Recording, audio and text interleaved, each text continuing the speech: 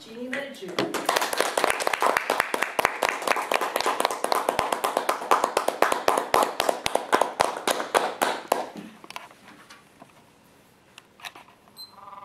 Good evening, everybody. How many of you here consider yourself as a caffeine addict? How much coffee do you drink in a day? 1 cup? 2 cups? More? How about caffeinated sodas? Caffeine is our society these days, and every few months we hear about how a study has shown that this is bad for us or good for us. What are we to believe about caffeine? Today, I would like to give you some of the facts about caffeine and its effects on your body. It may not cause you to change your coffee consumption, but at least you will be better informed about what you are putting in your body.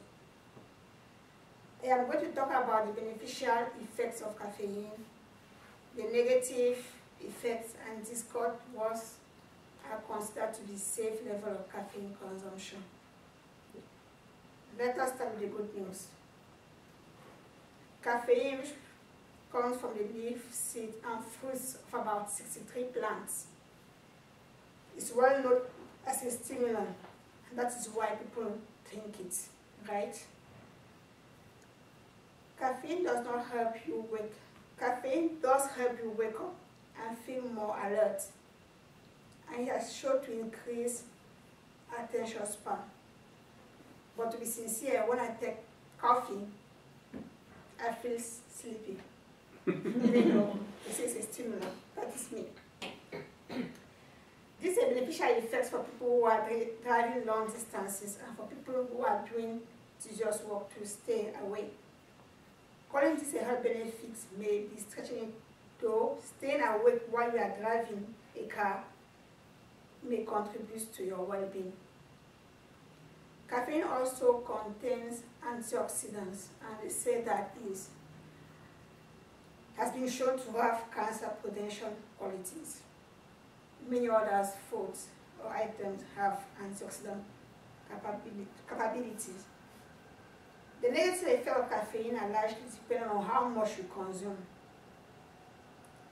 When you consume a small quantity, for example, when you have 1 cup of coffee or 1 soda, caffeine can increase your heart rate, cause you to urinate more, and therefore leading you to have dehydration, and pump your digestive system to produce more acids, so you come out like Pepsi gastric ulcer.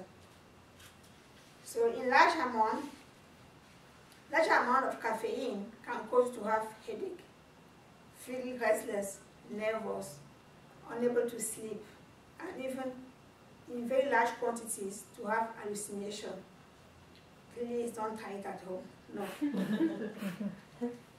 When large amounts of caffeine, they say about over 600 milligrams per day, are injected over a long period of time, they can cause sleep problems, depression, and digestive issues.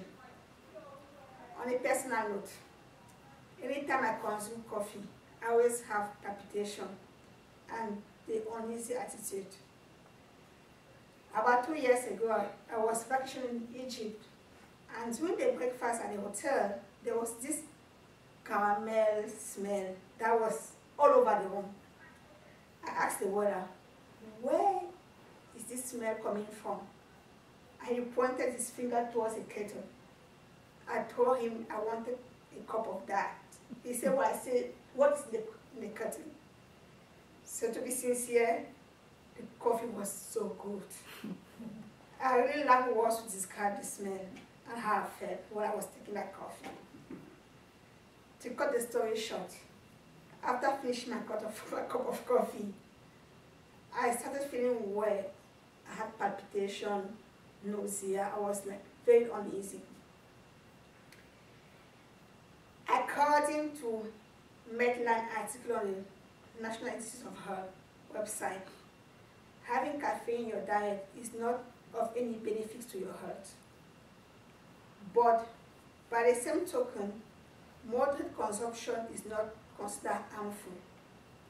They say that having up to 3-ounce cup of coffee a day, or about 250 milligrams of caffeine, is considered like it's a code, average or moderate. 10 cups of coffee a day is considered excessive.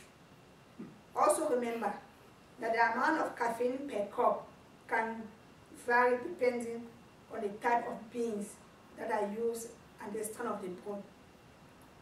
Most sodas with caffeine, unless they are specially enhanced, have about 35 milligrams of caffeine per 8 ounce. This means that you don't have to worry too much unless you are drinking several, like 2-liter bottles per day. Also, the effect of caffeine on you personally will depend on a number of factors such as your weight, general health, your mood, your personal sensitivity to caffeine, just like me. Even I take just a little bit, I'll feel weird or I'll feel sleepy and all.